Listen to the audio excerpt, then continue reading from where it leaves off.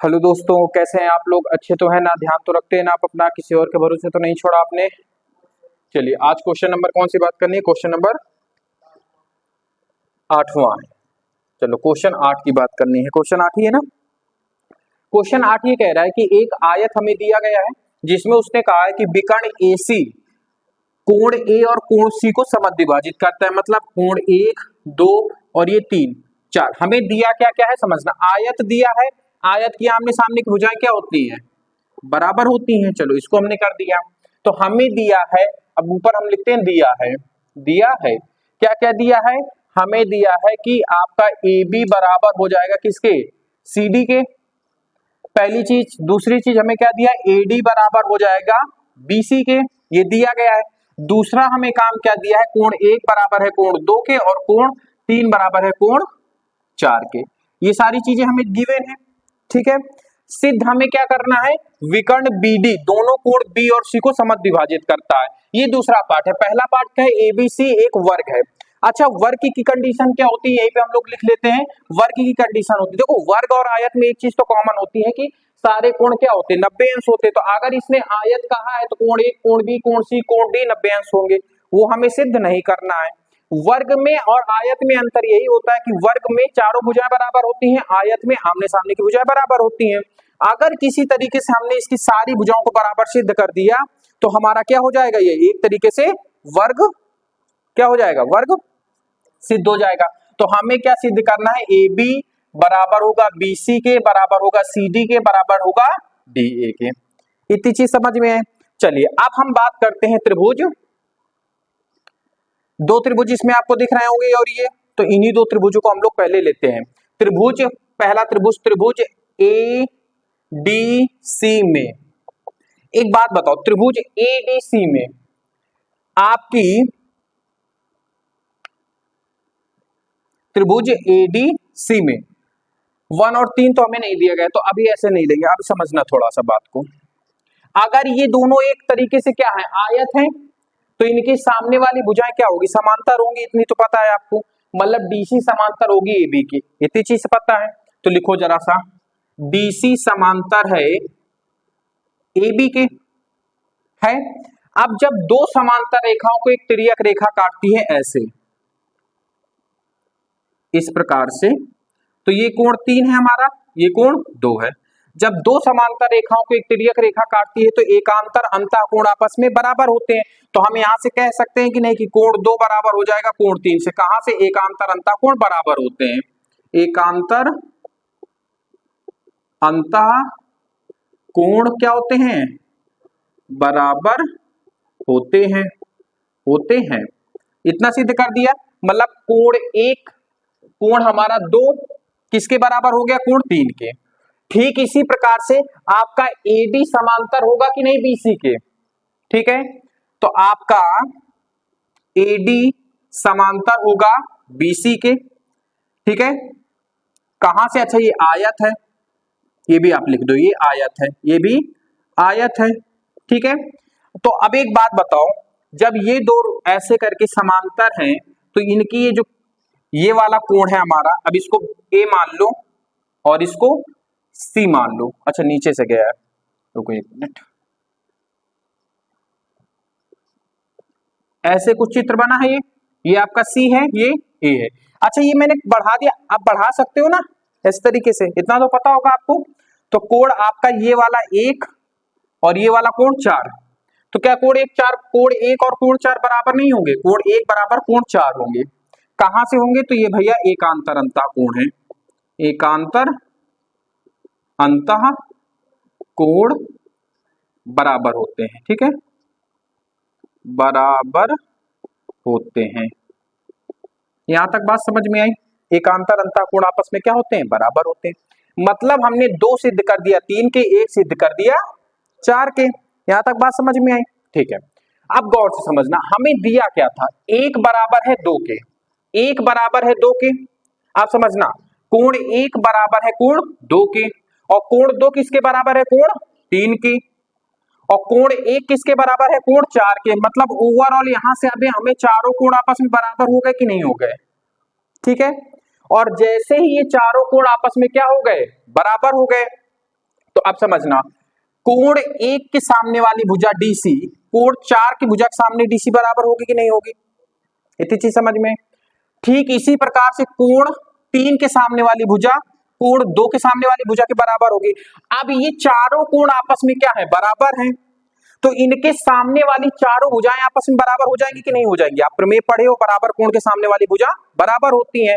मतलब अब आप गौर से समझना, कोण 1 के सामने जो भुजा है वो डीसी है, और कोण 3 के जो सामने, या फिर कोण आप तरीके से कोण 2 को ले लो, कोण 1 के सामने वाली भुजा डीसी और कोण 2 के सामने वाली भुजा बीसी, ये भी आपस में बराबर होंगी कि नहीं होगी, ये बताओ मुझे।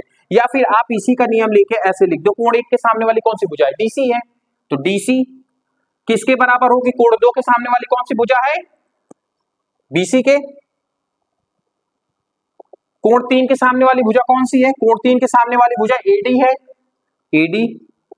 कोण 4 के सामने वाली भुजा एबी, एबी। तो देखो क्या हमें यही सिद्ध करना था कि नहीं, एबी बराबर है बीसी के, बराबर है सीडी के, बराबर है एडी के। सिद्ध हो गया हमारा पहला। जैसे ही हमने चारों कोण आपस में बराबर सिद्ध कर दिए तो हमारी चारों भुजाएं भी आपस में बराबर सिद्ध हो गई। ये पहला हमारा कोण, पहला हमारा क्वेश्चन सॉल्व हो गया। समझ में आया कि नहीं आया। चलिए अब हम बात करते हैं इसके दूसरे पार्ट की। अब दूसरा पार्ट क्या कहता है, ठीक है। अब दूसरा पार्ट कहता है कि अब देखो, इनको मैं भी ताड़े दे रहा हूं, ठीक है। अब पार्ट दूसरे की बात करते हैं, तो जो विकर्ण ये है ना, इन दोनों को क्या करता है, समद्विभाजित करता है। अब ये बात गौर समझना, अब ज्यादा इस क्वेश्चन कुछ बचा खास है नहीं, ऐसे कर देते हैं A B C and D.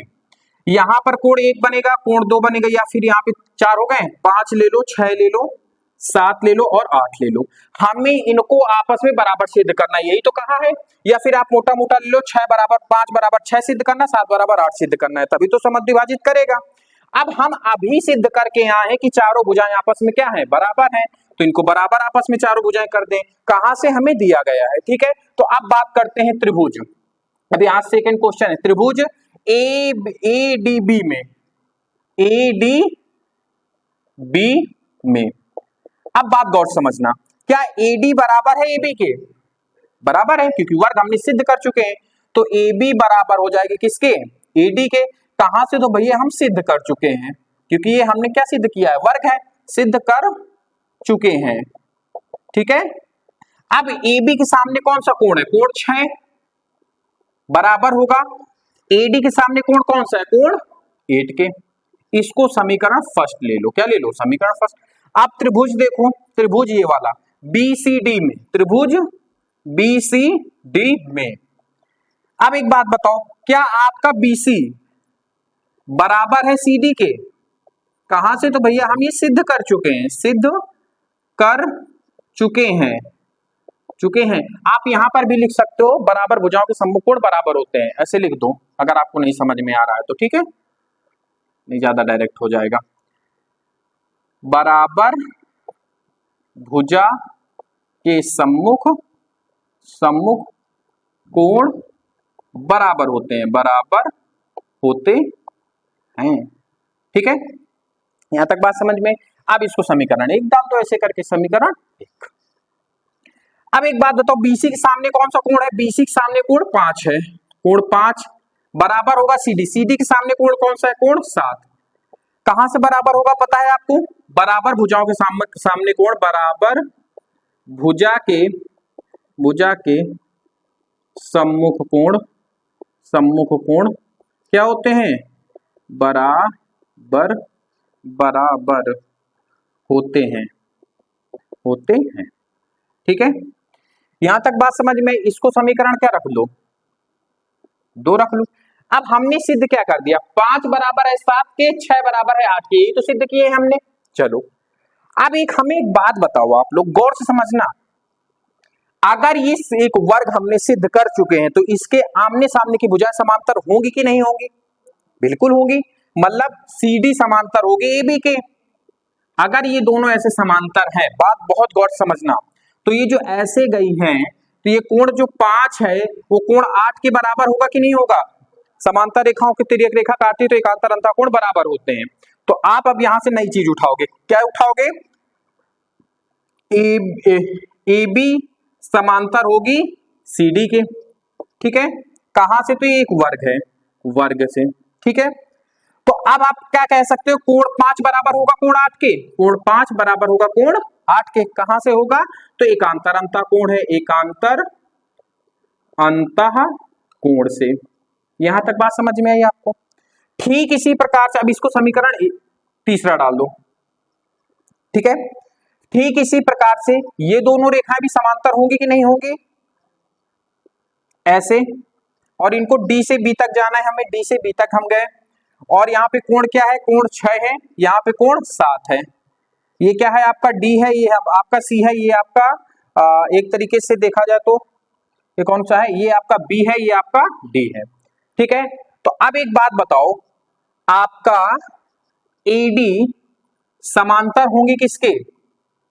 BC के। कहां से? तो ये वर्ग है, समांतर होंगे।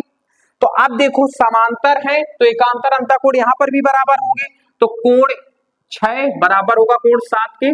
कहां से होगा? तो एकांतर अंतः कोण है, एकांतर अंतः कोण है, अंतः कोण से, ठीक है। यहां तक बात समझ में आई।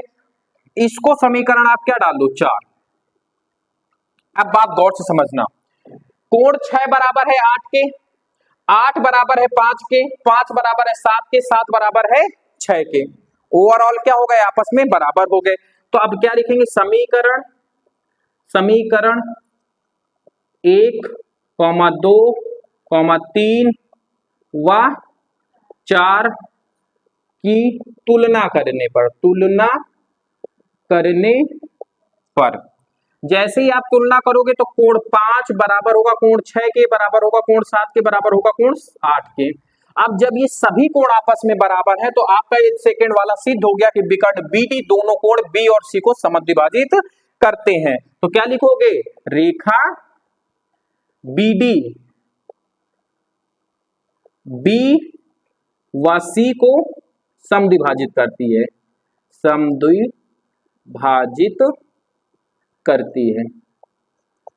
ये हो गया आपका एक क्वेश्चन। सोचो कितना बड़ा है। समझ में आया आपको ये क्वेश्चन कि नहीं समझ में आया?